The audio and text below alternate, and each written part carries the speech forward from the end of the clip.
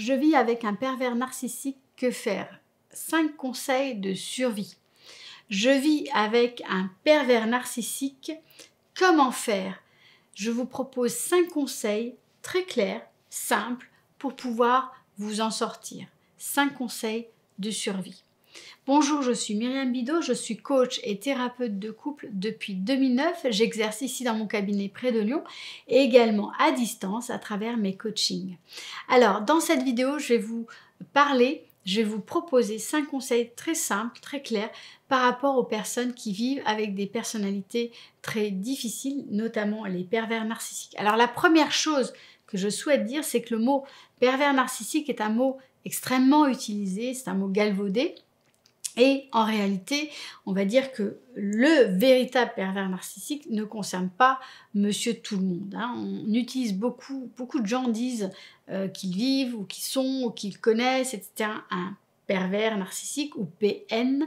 En réalité, ce ne sont pas nécessairement des personnes qui sont perverses narcissiques, mais par contre, on va parler de manipulateurs. Le vrai pervers narcissique, c'est à peu près 1% de la population, donc c'est quand même une frange très minime.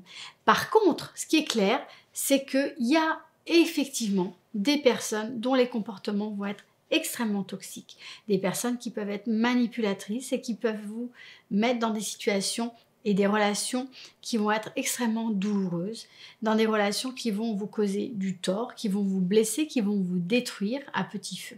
Donc ces personnes-là vont avoir souvent des comportements qui vont vous rabaisser, notamment par exemple avec des choses où on va vous prendre par surprise, des comportements où on va vous démonter parfois en public, parfois en privé, avec des reproches incessants. Il y a toutes sortes de tactiques, on va dire, qui sont mises en place et qui visent à un travail de sape à votre encontre et qui en réalité demandent à être adressées, si vous voulez, à peu près entre guillemets, tirer votre épingle du jeu. Dans cette vidéo, j'avais envie de partager ces 5 conseils parce que je sais que j'ai des personnes qui sont dans ces situations-là, que la décision de partir n'est pas nécessairement, c'est une décision qui est parfois extrêmement complexe et extrêmement douloureuse et qu'il est parfois important d'avoir un certain nombre de conseils pour pouvoir vivre suffisamment correctement la relation, pour pouvoir reprendre du souffle, pour ensuite pouvoir prendre une vraie décision qui soit juste pour soi.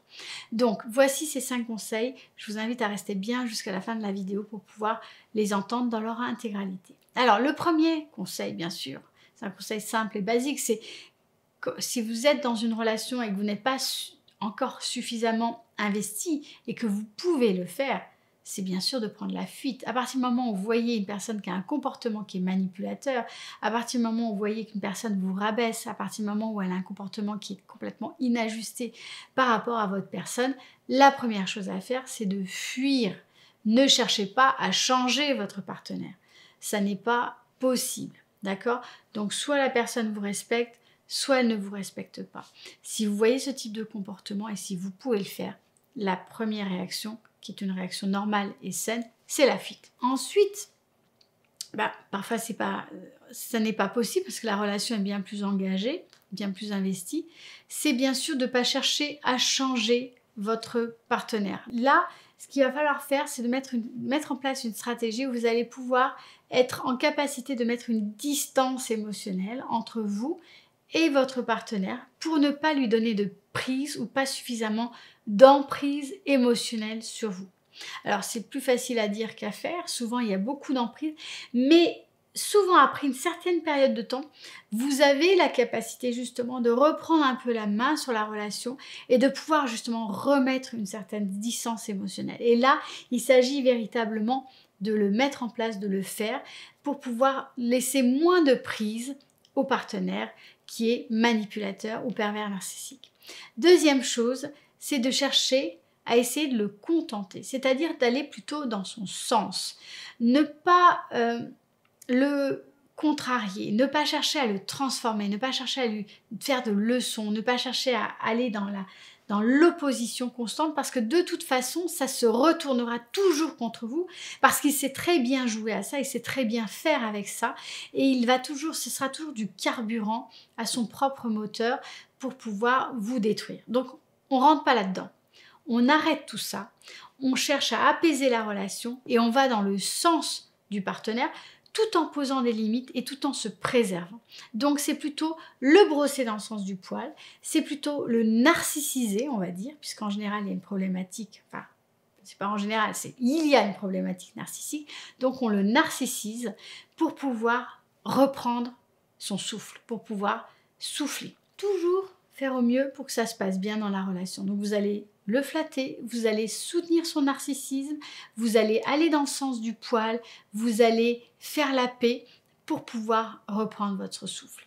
Troisième point, vous allez écouter avec de la distance. Vous n'allez pas chercher à imposer votre point de vue. Vous n'allez pas chercher à discuter. Ça ne sert à rien.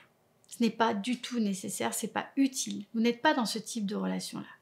Vous allez simplement garder votre distance, écouter, être là et c'est tout. Quatrième point, vous allez marquer vos distances sur le plan du territoire, c'est-à-dire vous allez mettre une distance physique, vous allez remettre des distances physiques, notamment dans votre maison. Si vous aviez votre espace qui avait été envahi par votre partenaire, et bien vous allez renégocier pour avoir votre bureau, votre espace, une place dans la cave, une place dans le garage, une place dans le dressing, etc. pour que les territoires soient très franchement délimités sur le plan physique. Cet aspect-là est primordial. Cinquième point, et probablement le point le plus important, c'est de vous faire aider par un professionnel. Alors, pourquoi? Parce que déjà, ça vous permet de vous créer un espace à vous. C'est donc déjà un pas extrêmement important pour sortir de l'emprise. Deuxième chose, c'est vous permettre de vous poser les bonnes questions, d'avoir un certain nombre de points de repère que vous avez perdus dans cette relation-là, qui est une relation qui est complètement envahissante.